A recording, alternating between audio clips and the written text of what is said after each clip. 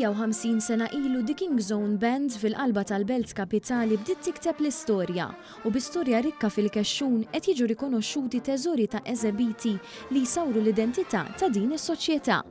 Kmieni s-sibt filgħodu għan jużar is-sala majestuża Eduardo Seba u tkellem ma' Ivan Piccinino, perit u l-president ta' din is-soċjetà, biex jgħidilna l-istorja wara l-familja tas-soċjetà fil-armonika.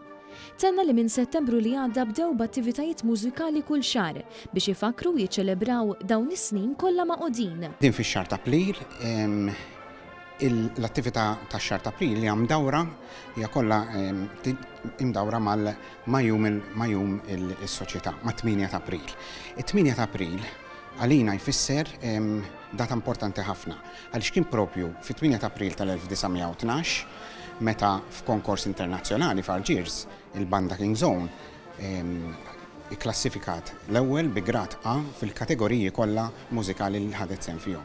U skapitu ta' dan ġiet intitolata bit-titlu ta' eċċellenza. L-ewwel banda f'Malta li ġiet tmonija b'dan it-titlu. Ivan spjega magħna li s-sala tiġbor fi ammont kbir ta' eżebiti minn trofej għal ċertifikati u rapporti li ħallu timbru fuq dak li ġara matul dawn il-150 sena. Fosthom esposta għal pubbliku hemm ukoll il-ktieb miktub minn Pietru Paul Castagna li jgħid li l-banda tal-Istilla kienet l-ewwel waħda tax-xorta tagħha fil-Belt Valletta.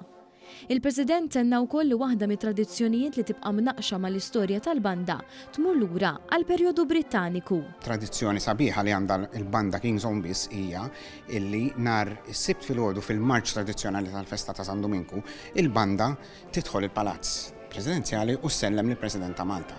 Din hija tradizzjoni li ġejja lura minn żminijiet kważi mit-senilu meta l-banda dak iż-żmien kienet issellem lill-Gvernatur Ingliż, però mbagħad meta sirna indipendenti u Repubblika bqajna nżommu din it-tradizzjoni u nsellmu lill-Kap ta' Stat. Hawnhekk fil-fatt wieħed jista' jara it-trofej li kull President ta' Malta ta' irregala lis-soċjetà. Nibdew minn Serent Nimamu u anki nispiċċaw b'dak li rregala sentejn ilu l-Eċċellenza President li għadu kif spiċċa t-terminu tiegħu Dr. George Vella.